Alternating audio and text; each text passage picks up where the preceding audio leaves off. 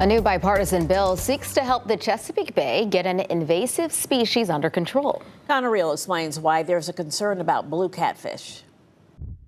Keisha Sedlacek is the federal director for the Chesapeake Bay Foundation. She says blue catfish are preying on nearly everything in their pass through the bay. Fast-growing and voracious predators eating almost anything, including native species. So what preys on the blue catfish? Well, we do. The blue cats don't really have a ton of native predators here in the Chesapeake Bay. Humans would be the closest to a native predator that we have. They don't have native predators in the bay because they aren't native to the Chesapeake Bay. They were first introduced in Virginia waters in the 70s for recreational fishing. The invasive species threatens the number of native species that are already in delicate balance. It can also ruin the habitats because you don't have the species that are native thriving there. And their only predator in the area, humans, are harvesting the fish in lower numbers due to a slower than usual process of getting fish to market. The catfish are the only seafood that the United States Department of Agriculture, or USDA, has inspection authority over.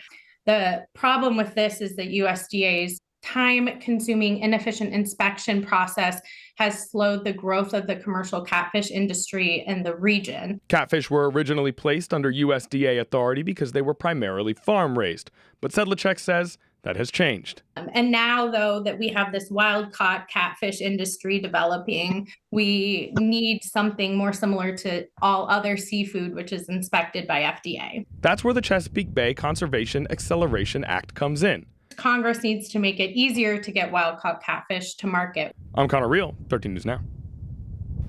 Virginia Senators Tim Kaine and Mark Warner, as well as Representatives Rob Whitman, Bobby Scott, and Jen Kiggins, are all patrons of the bill.